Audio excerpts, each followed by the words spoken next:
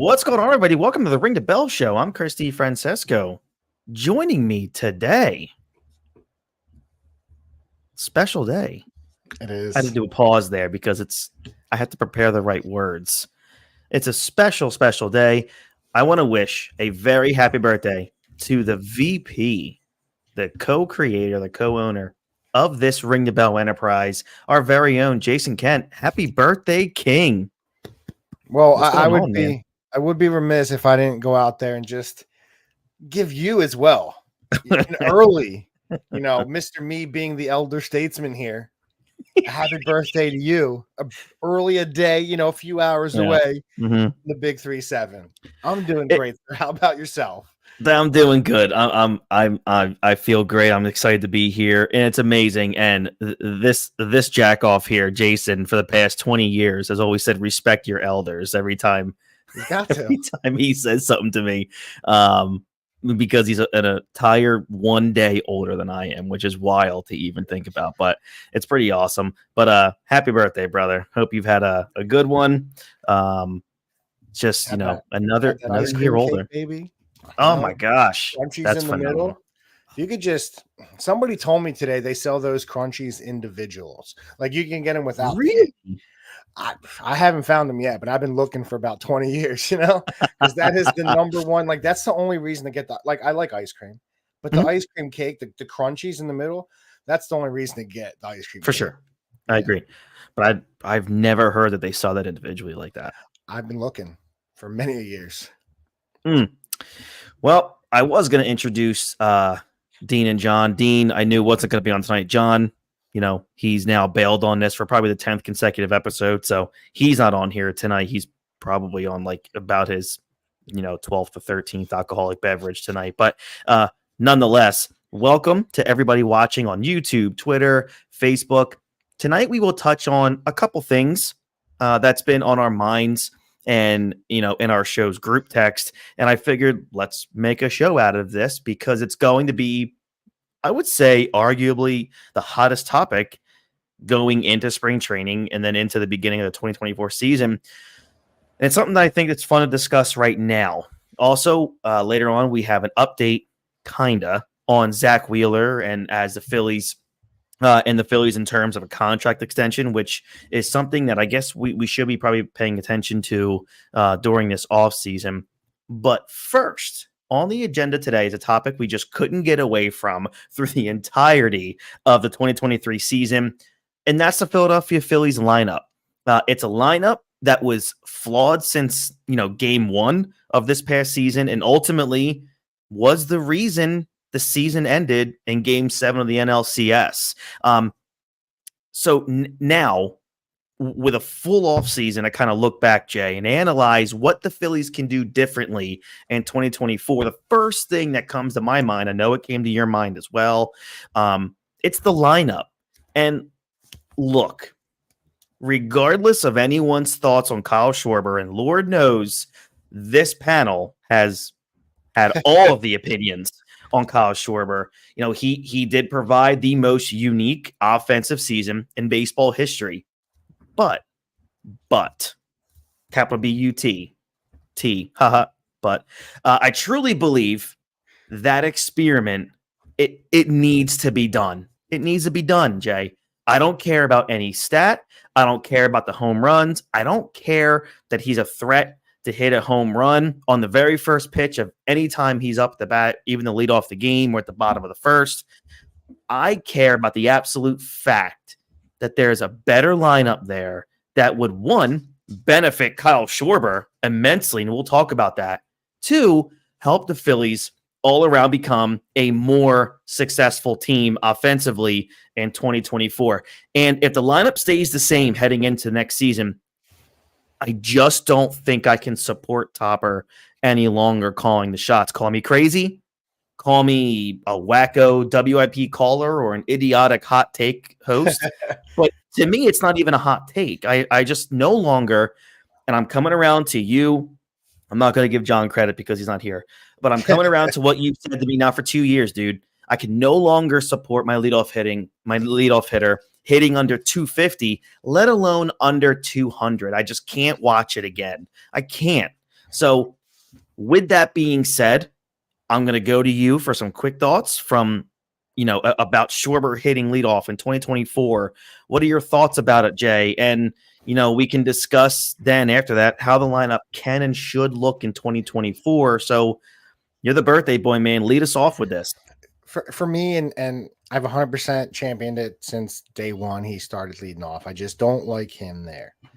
And I all the people, I don't care. I get the on base. I get he does walk a little bit more. He had over 100 walks this season. So I do understand that. But as a leadoff hitter, you need to be on base more than what he is. You actually have to get on the base. You have to get hits. I want my leadoff hitter stealing bags. And he's a guy that he strikes for as many home runs as he hits. He starts off many of those games and many of the innings striking out as well. So you already know pretty much you're guaranteed out. And I just don't understand. Yes, the 46 home runs are beautiful at leadoff to give him barely over 100 RBIs.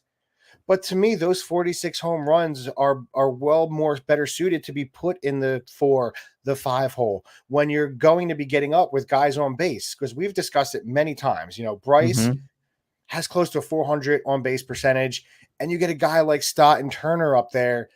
If just those 3 ahead of him, the type of damage this dude can do with those 40 to 50 home runs he's going to hit every year, unless he drastically drops off. But those type of home runs with those guys up there, you're just creating more runs for your team. Like I get the leadoff home run once in a while to start the game is wonderful, and it gets the crowd jazzed, and I'm sure it gets the team going. But I just think it's better suited to get those other guys, and especially in Stott and Turner, 1 and 2. Because if you get speed like that at the top of the lineup, it creates so many more problems for a team, especially in today's game where we saw last year's. I can't remember last time we saw that many stolen bases in a season. So it's just one of those things that, both of those dudes are 30 bag stealers. If you get him up there, you get Stott up there, man, Stott could steal 50 bags top of that lineup, 45. So I want 46 home runs middle of a lineup.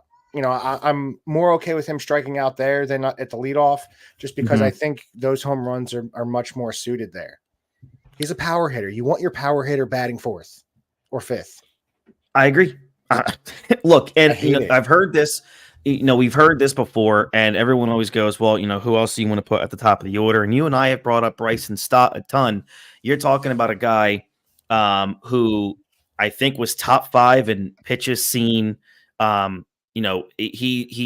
think he was even top 3 in terms of being one of the best 2-strike hitters in baseball. So this is a guy that can, how great would it be as your leadoff hitter? You're almost guaranteed to see at least 4 or 5 pitches before getting to your 2 and 3. And, I've heard the argument, well, Bryson Stott didn't do too well at the leadoff spot. He played 39 games. He had 186 plate appearances and hit 253. Well, 253 is a lot higher than 195 or 185, right? So I think so. The math checks there. Yeah, it checks out a little bit. And I understand he's not necessarily a guy who's, he's not going to walk a ton. But like you said, that 31 stolen bases, you put him at that leadoff spot, I think he's going to draw more walks, and he's definitely a guy I think that has the ability to steal close to 50 bags, right? So I don't understand where the argument comes to. It has to be one thing, Jay. The only thing that people want out of Kyle Schwarber is home runs. So I think automatically, because they see that number, that 45, that 46, they don't care that he's leading off that baseball team being one of the slowest players in baseball, striking out the most in Major League Baseball. Once he gets down to I think even when he gets down to an 0-1 count, his percentages of getting on base or even making contact are ridiculously low for major leaguers. So now when you have a Bryson Stott, you have a Trey Turner who's spent a ton of his career at that leadoff spot, batting over 300.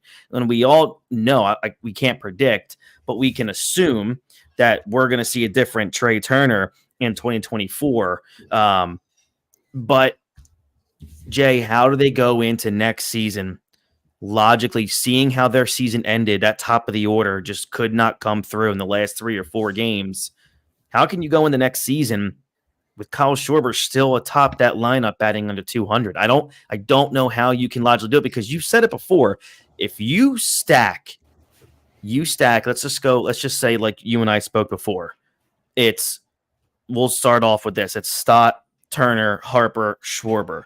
Schwarber's getting 45 and 125. I'm probably even still putting Schwarber back to 5, because I do think he's going to want to play the lefty-righty matchup. So even if, to me, I think Bohm, it's time for him to take that next step. And that next step is him being the cleanup guy. But if you put Bohm in front of him, like in front of Schwarber, now Bohm, I think, they're going to pitch to Bohm more now, because you don't want the fear of giving up the home run. And even still, I think Bohm is still growing as a hitter. So if you have those 4 hitters in front of him, he's going to come up a lot with 2 guys on. Yeah. A lot. It's a lot of those home runs, and now instead of 1 run, it's 3 runs, it's 4 runs, it's 2 runs, just because of where he's at in the lineup. And I think it helps your other guys, because he's batting now. He is protecting Bohm some, because you still fear the power. So it's the mindset now, knowing, okay, instead of Schwarber, we're afraid to give up the home run, but we know we can pitch him and strike him out. Right. Okay. Now with Stott, everything's in play. He can hit it. He can get a double. He can lay down a bunt. Now he's on base. Now I'm thinking, okay, I have to pay attention to him. Got to pay attention to Turner. It opens up so much more getting Schwarber out of there and getting a guy like Stott, who is still growing just like Bohm is as a hitter, and I think will get better next year. It just makes this lineup so much more dangerous and so much better. And I forget what game it was, but I do remember there was a play where it was hitting the gap and Schwarber went for first to third, where a guy like Stott is scoring on something in the gap from first base. So it just opens up so much more for this lineup. It makes it so much more difficult to pitch to. And like for me, and you and I have talked about this, I'll talk about it again. Let's just do things as let's play, baseball for dummies right here. Bryson Stott, your leadoff hitter, gets on base via, single, gets a walk, draws good pitches, gets on base. Even if Trey Turner gets out the next couple pitches, Stott's most likely already at second base. So you're already with a guy in scoring position and one of the best hitters in the world's coming up the batting third. So the chances and the percentages that are in front of Rob Thompson and that Phillies, analytics brass has to be telling them, literally punching them in the mouth, like, hey, these percentages with a Turner or a Stott will create this percentage more runs for your team, the abilities for runs, than what you've been doing. And my issue is, right? Because that's the thing. He has to what I didn't believe John, because he's a conspiracy theorist with baseball, and it drives me bat crap crazy. Where he thinks that, John on our show, whenever he shows up, thinks that Schwarber is the one kind of controlling the aspect that he has to hit leadoff or he's going to complain. Do you subscribe to that theory, or does Topper really truly believe that it's only because of the fear of that home run that he's the leadoff hitter? It has to be one or the other. I don't know. I just think I just don't understand the loyalty to it, because they said this year how many different lineups, and I know at the end he really didn't change it up, and I think there was some kind of talk about him not doing it, but he went through so many different lineup changes. I just don't understand what the Schwarber thing is. I don't see it. I don't think it's Schwarber forcing it, because I think a lot of people believed, and I think even Trey thought coming in here he was going to be the leadoff guy. I can't believe they would say put Turner or Schwarber up there, but I think it's got to be the fear of the home run and get the excitement there early and maybe get the pitcher thinking a little bit. But he's ideally, I just don't understand it. And he even mentioned at the end of the year, he did talk about his lineup and he needs to look at it and make changes. So I think he understands not just what he has in Schwarber, but what he has in the whole team and the ability, guys, because the flow, the lettuce is looking good. The lettuce is looking good. It's funny. What he has, I think he understands what he has in Stott as well. The weapon that Stott can be for this lineup at the top of the order. Okay, so now going into spring training, the question's going to be asked to him multiple times throughout the course of spring training is, what's your lineup going to look like? If you're sitting here right now, Jay, projecting the opening day lineup of the Phillies, what do you believe the batting order will look like? So I got Stott, Turner, Harper, Bohm, Schwarber. I think that's your ideal 1 through 5. To me, it has to be those guys because he's going to play lefty righty too. So after that, I think you can kind of switch here at 6 between Casty and JT, and then you go March and then the other guy at 8, and then Rojas, because I still think I want to give Rojas a full season. I get he was really bad in the playoffs. He batted .302 in the regular season before that. So I'm going to give him a little bit of a pass being his first year.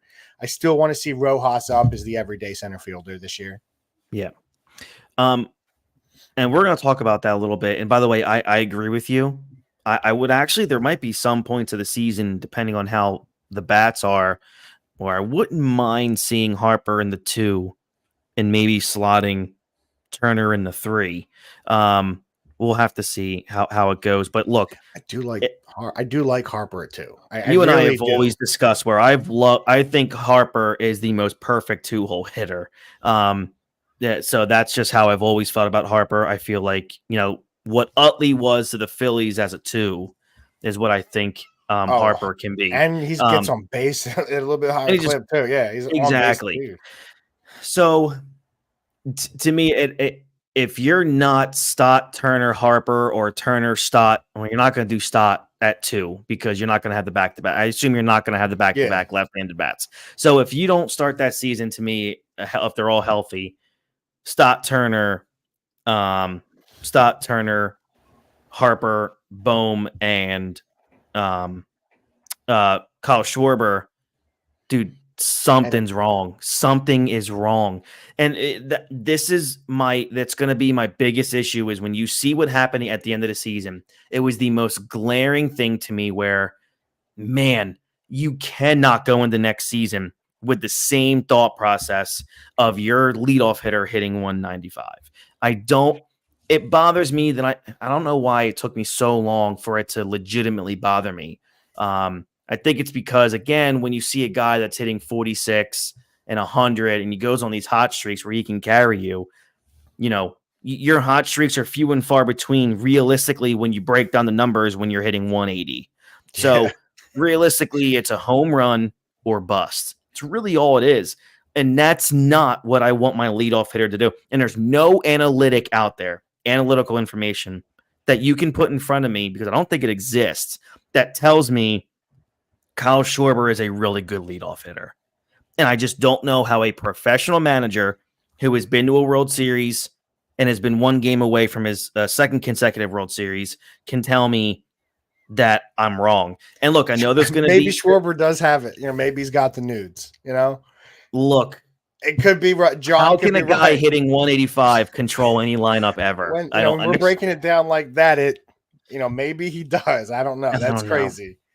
But this is the thing, and you're gonna have the homers, the people that are gonna complain at the fact of how can we criticize a manager or a guy hitting leadoff when you've been to the World Series, you won 3 more games in 2023 than you did the year before, and you were 1 game away from the World Series.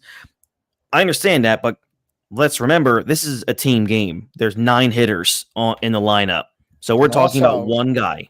He didn't win it either. And I'm sorry, not just that. One, correct. We didn't get there and we didn't win. So there we go. Second thing is, we are trying to put Schwarber in a spot that benefits him more and benefits the Phillies more.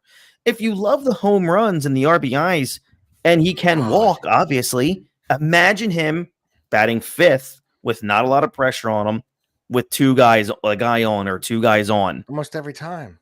Almost every single time he might be at bat with a guy on. He would get 140 RBIs in this lineup if you put him at 4 or 5.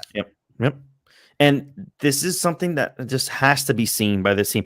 We're at a point now where Bryson Stott has elevated his game so immensely. He's got to be your leadoff guy if you're not going to put Turner there. So here's my other question. If you're gonna put Turner at 1, who's your 2-3? That's tough because I don't want Bryce at 2. Then because I can't, and you can't go. You're not going to go lefty.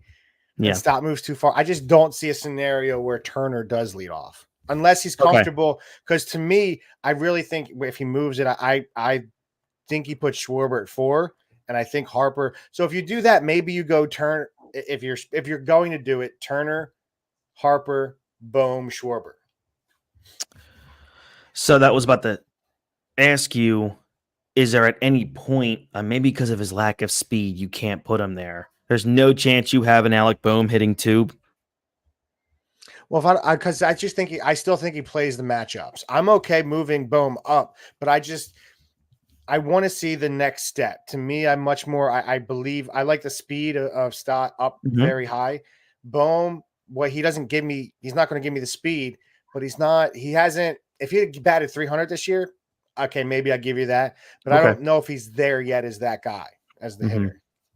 Okay, and especially batting cleanup in that against Arizona, he seems to not like the pressure.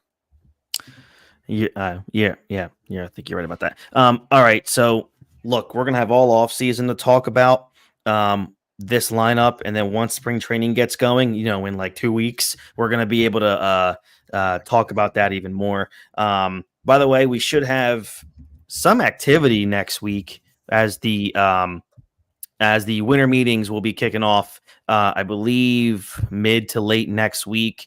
We do know from what we've heard, that Dave Dombrowski is going to be looking for some outfield help. And he said this before, said last week, we've had this discussion. We're in a position where we can just evaluate a lot of different things. And we think we can make our club better. We don't really have a glaring spot that we need to fill. And, Matt Gelb of The Athletic said, maybe not, but, as they shape the rest of the roster, innings are needed in different ways. Dombrowski has described his positional group as mostly set, although the Phillies have continued, from what we know, to have engaged with agents and teams on some, outfielder acquisitions via trade or free agency. It's the one area, Jay, of the roster that still has that intrigue throughout this offseason and even for the winter meetings next week. Next week in Nashville for those winter meetings, there could be some transactions that occur. And from what we heard from The Athletic with Matt Gelb, who covers the Phillies, he says, based on conversations with Phillies officials, rival clubs, and agents, it's evident that Phillies have attempted to find a creative solution to address the outfield. They have Marsh and Rojas. Marsh is 25, Rojas is 23, who could fill the starting spots, but the Phillies have varying levels of confidence in either one as an everyday player in 2024. In essence, they don't want to commit to 600 plate appearances for Marsh or Rojas, but also do not want to eliminate the chance that one or both could thrive, which shocking to hear that based on the rapid progression of Brandon Marsh offensively this past season. Look, I know I think he went up like 5 points against left-handed hitters, which brought him from like 220 to 225. So, he really didn't see that many at-bats against lefties, but no. I still feel that he's getting better. Like he's not plateauing. My worry with Marsh last year, and we talked about this at length many times, was not offensively. It was him regressing in the outfield. So, as we get into this offseason, Jay, it wouldn't be surprising if the Phillies did not add another player to that outfield bench mix. because they're still trying to assemble this outfield puzzle. So I know they don't want to block two potentially productive young outfielders, but they also, this is a team that's a World Series contender every year now. Yeah. They don't want to be deficient anywhere. So, can both Marsh and Rojas be everyday players in the majors next season? We don't know, but my money's still on Marsh. But asking you, where are you at in the whole Marsh Rojas thing? And do you want the Phillies to go out and get, more than just a serviceable outfielder? Honestly, no, I don't really think they need to. I'm okay. I understand Rojas' struggles in the playoffs at the plate. I get it. He's a Gold Glove center fielder. Yeah. Potentially one of the best in the league defensively. Yep. He already is. Like he every day he's going to be a Gold Glove. Marsh has Gold Glove potential as well. I was was kind of sad to see his regression. It really bothered me because I was very high on Marsh going into the season. I was excited to see. I thought he was going to do well at the plate, and I was just super ecstatic about the defense, and that seemed to go down. But he seemed to has less field playing really well. Yeah. So can they bring in? To me, I'd be more okay with a guy like a Grichuk, a Winker, maybe a Meadows, some guys that have been around the league. There's a name I really like out there, Harrison Bader. He's one of the guys on my list too, because he's a proven he could do it. So to me, those are guys elite outfielder. Yeah, I don't want to. Yeah. I don't think Bellinger. While I know last season I did I just think the contract and the risk of that, he is primed. Played terrible after his MVP season for like 4 years and had that free agent. He did the opposite of what Nola did. He went out and got himself a huge deal, or is going to get himself a huge deal. So I just don't trust it. So I'm okay bringing in one of those guys. You could even, maybe I know you'd mentioned talk to Kutch.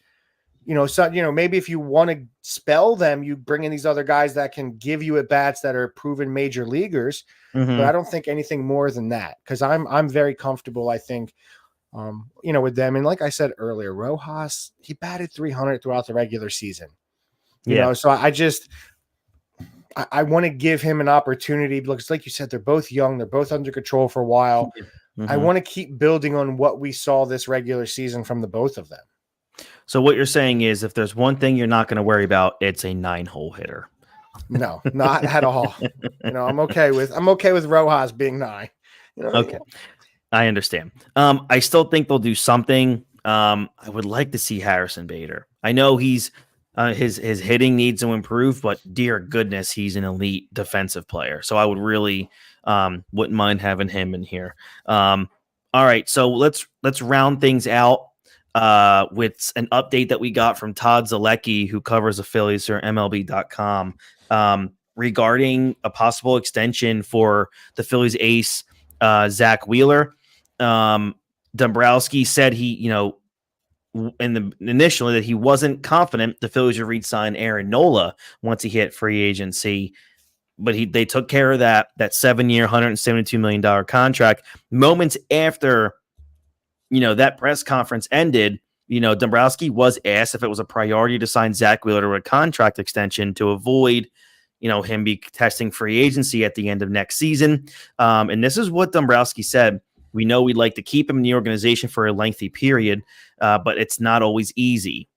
We almost heard identical the same thing before they signed Aaron Nola.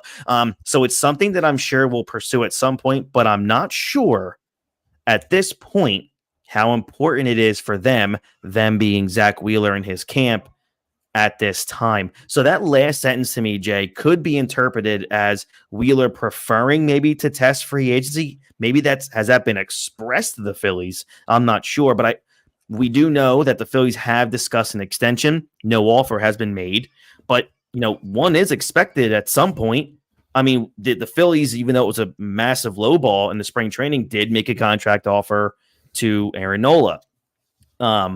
Perhaps maybe these talks continue into next week in the winter meetings. But this should be urgent. Like, this should ring sirens off inside the office for the Phillies. that if they do want to keep Wheeler, perhaps they should probably be as on top of this as they were with Aaron Nola. I mean, Wheeler's It's a little 19. different. Okay.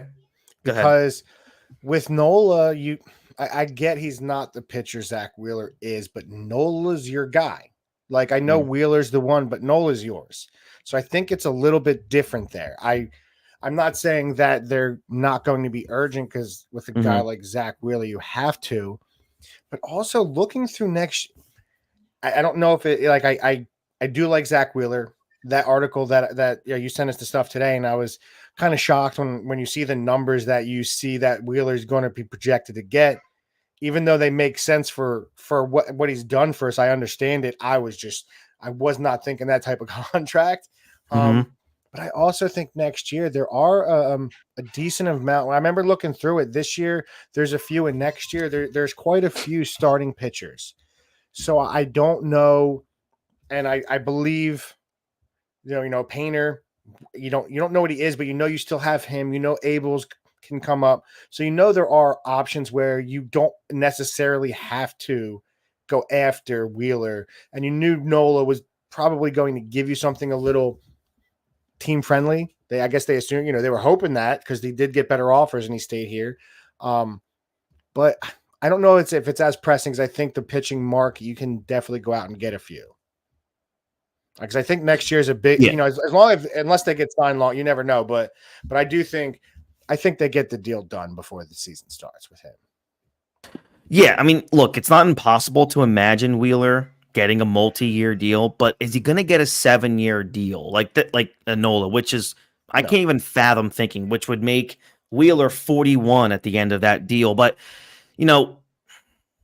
it's easier to see him signing a contract like Verlander or like Max Scherzer, a contract that's shorter in length, but of course a significantly higher AAV. Scherzer, 39 years old, signed a 3-year, $130 million contract. And then you have Verlander, who's 40, signed a 2-year, $86.5 million contract. That's both of those guys. That's $43 million per year. Look, here's a question I want to pose. Wheeler's not going to get that because he doesn't have any Cy Youngs in his back pocket or MVPs. But what was your question? For next year, though, a guy, because to me, do you think maybe they wait to see if this during the regular season? Because to me, that was always what they were going to do. Regular season, that's when they're going to go after pitching. Maybe you trade for a guy like a Bieber, like a Burns, who are 4 years younger than Wheeler, and you say, hey, instead of Wheeler, okay, we pay him, but it's going to be a lesser deal. We can sign one of these younger guys to a 5, 6, 7-year deal for a good amount of money and have them on a longer deal. Do you think that's something they could be thinking about as well? Because to me, I would love to go get, if Cleveland's tanking, and I've mentioned Burns many times, I think those are two guys you go out and you try to trade for either way. Yeah. To me, I see what you. I think we said this. I said this before. I see if he's willing to take a 2 or 3-year extension at a higher AAV, because look, we all discuss when is the arm going to go, and it's already gone once with Zach Wheeler. It hasn't gone on Nola, but it's something that we're going to have to think about now that he's got a 7-year contract. At some point, that durability does not become durable. How high are you willing to go, though?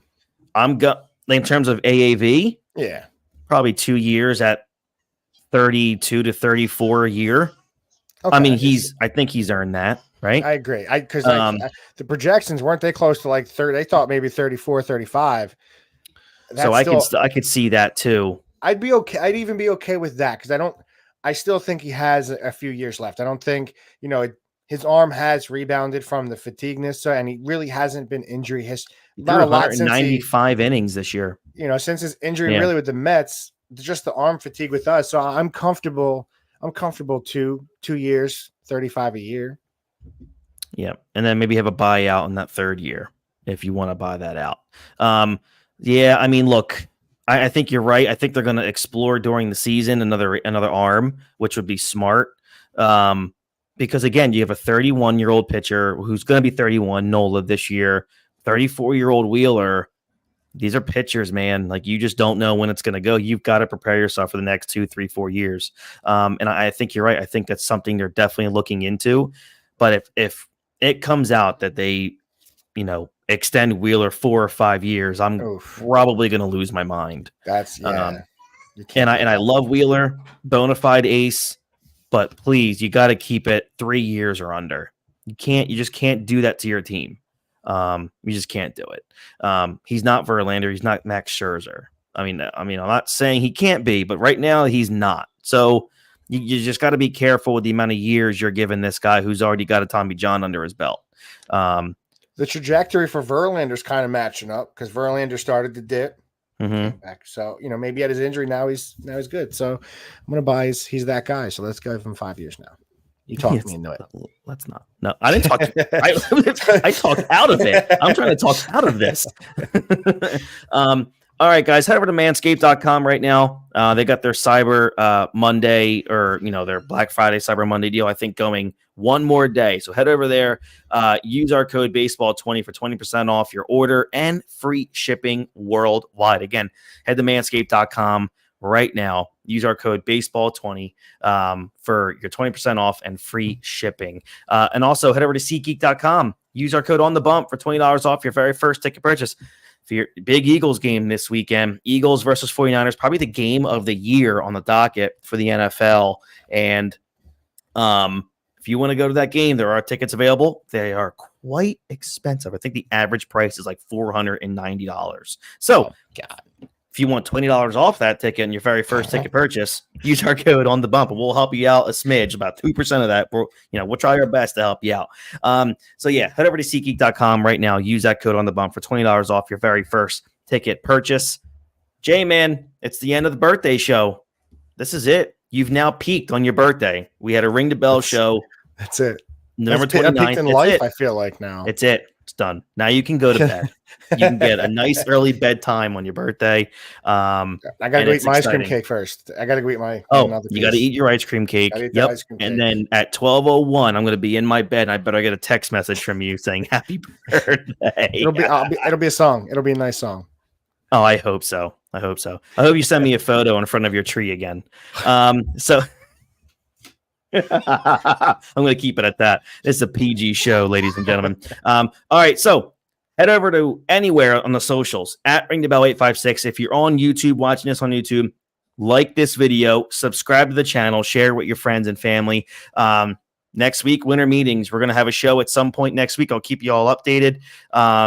We'll go live, and hopefully the Phillies make a move either before or during, and then we'll hop on an emergency show if we have to. I'm not foreseeing anything like that, but again, you just never freaking know with the Phillies. All right, so this has been the Ring the Bell show.